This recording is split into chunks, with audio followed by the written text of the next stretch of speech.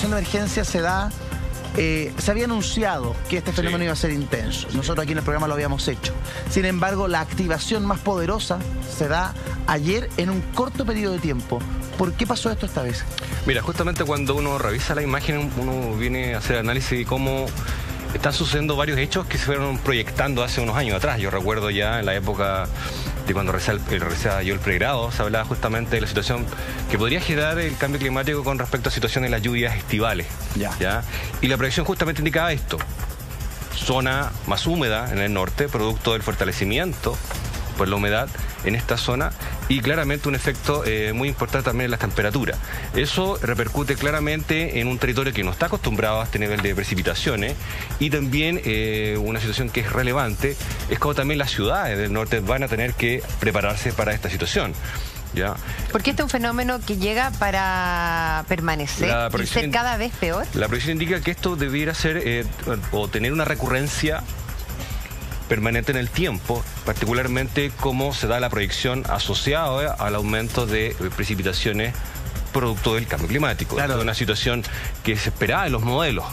En este caso, estamos preocupados por la emergencia más grave, la evacuación de personas, la destrucción completa de viviendas, de un campamento completo, de un puente que se encuentra comprometido y que ha complicado el acceso al sector de Chaca, por ejemplo, ahí en Camarones. O sea, es una situación muy compleja, pero también en el día a día, en lo más cotidiano, en quienes no han sido evacuados, también probablemente se registren complicaciones respecto de las casas. Las edificaciones no están hechas para eso. Hay muchas casas, cuando uno va al norte de Arica principalmente, se encuentra con que las techumbres de las casas no están hechas para eso. Justamente ahí es donde empieza a la situación que nosotros, producto de estos nuevos escenarios climáticos, no nos queda otra más que adaptarnos. Y simplemente frente a este cambio macro, vamos a tener que prepararnos, particularmente ciudades que no están adaptadas finalmente a este tipo de fenómenos. Y eso implica que tenemos que internalizar este episodio que se va a hacer finalmente bastante común. Y ahí aparece el concepto de lo que se ha hablado de alguna manera bastante fuerte con respecto a lo que es cómo nos preparamos, que es el concepto de la resiliencia. Claro. Cómo nuestras ciudades resisten estos embates y pueden continuar funcionando de una manera normal. Y eso es un elemento que tenemos que trabajar rápido de aquí al próximo año. Pero es súper difícil porque es cambiar un poco la mentalidad de una zona completa.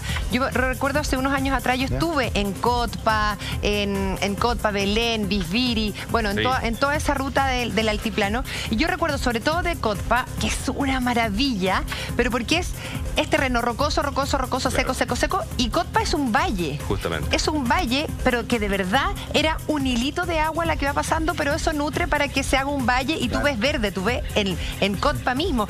Pero la iglesia, todas las viviendas están como en este valle. Que a escala. Claro, más pequeñito. Entonces, finalmente, hoy día el agua arrasa, pasa por la mitad de Cotpa. Claro, mira. Es que ese es un tema, justamente cómo vamos reconociendo estos fenómenos y cómo los vamos internalizando.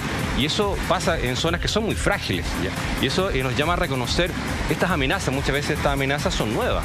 Ya hoy en día estamos viendo una nueva dinámica y aparecen amenazas que no teníamos cartografiadas, que no teníamos internalizadas, y ahí justamente lo importante es cómo internalizamos esto en nuestro habitar. Ahí podríamos profundizar un poco más, Pablo, y quiero ver esta imagen que estamos viendo en pantalla. Esa es la fuerza que toman los caudales, esa es la fuerza que toman los ríos, esa es la forma que toman lo que para décadas o generaciones de ariqueños era un esterito, era un hilito de agua, de pronto se transforma en esto. Entonces, cuando esa camioneta intentó cruzar, el caudal era intensísimo. En una acción lamentablemente temeraria, irresponsable, un camión queda atrapado ahí, un vehículo menor de todas maneras va a quedar atrapado. Yo considero que en este caso, y con la poca información que tenemos hasta el instante, me parece que la autoridad ha reaccionado muy bien. Alcanzó a evacuar 3 horas antes de la emergencia a toda la gente. Claro, hubo gente que se resistió a la situación, lamentablemente, pero en este caso se previno un desastre de proporciones. Si esto a las 3 de la mañana toma el campamento Coracero con todo el mundo durmiendo, hoy día estamos hablando de una tragedia, pero siempre fíjate que con algunos presidentes, la verdad. Que el río Hacha llegó a tener un caudal de 30 metros cúbicos por segundo. Cuando habitualmente, con suerte, llega al metro. Al metro, claro. Al metro. Lo que refleja en definitiva que creció más de 30 veces su caudal habitual y característico en pleno verano. Y hay otro desastre, lamentablemente en el río Loa, ahí hay una persona fallecida. Sí. Hay una niña que cayó al río y su padre, con tal de rescatar, su tío, entiendo, su tío, con tal de rescatar a su sobrina, finalmente logra el objetivo. La niña es rescatada, pero esta persona lamentablemente se encuentra desaparecida. Terrible. Germán, respecto a lo que tú decías, yo tengo una pregunta para Pablo, porque claro, a las 3 de la mañana eran 30 metros cúbicos por segundo en el Hacha, y en el San José eran 70. Pero 3 horas después, gracias a Dios, bajó de manera significativa, que a las 6 de la mañana era de 5 metros cúbicos el Hacha y 30 metros cúbicos el San José. Claro. Estamos hablando de una diferencia de 3 horas y que se reduce a la mitad. ¿Qué pasó con esa agua? ¿La tierra la absorbe o es simplemente por el desborde? Claro, lo que pasa es que acá el agua tiene una dinámica que está directamente relacionada con el tamaño de la zona que capta. Los ríos tienen una zona de captación, ¿ya? Obviamente el tamaño de la zona de captación hace que un río pueda transportar más o menos agua, por un lado, y otro también cómo el agua se comporta pendiente abajo. No olvidemos que toda la zona norte, por la estructura topográfica, tiene una gran pendiente y el agua puede distribuirse por distintas quebradas. Acá no olvidemos que hay quebradas, y un dato importante que se está mencionando, quebradas que no se activan hace 40 o más 50 años. O sea, claramente estamos hablando de un fenómeno único desde el punto de vista de lo que es la activación de quebradas. Y ahí un tema súper importante, me ha tocado mucho ver en terreno, en el norte, sobre todo, que muchas de estas quebradas, como no se activan, son usadas como basurales. Entonces, finalmente, cuando viene después la activación de las mismas, esto se transforma en un peligro mayor. Claro. ¿Ya? Entonces, es un tema que... De hecho, todos los colegas estamos viendo y monitoreando la situación porque hay mucho dato nuevo. Sí. ¿Ya?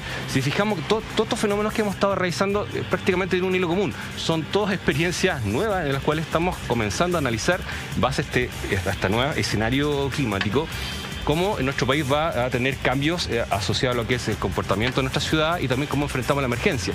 Yo creo que es muy importante lo que decías tú recién, Eduardo, que se pudo dar una alerta en un tiempo muy adecuado, y por eso es muy importante que la gente actúe en base a lo que dice la autoridad central.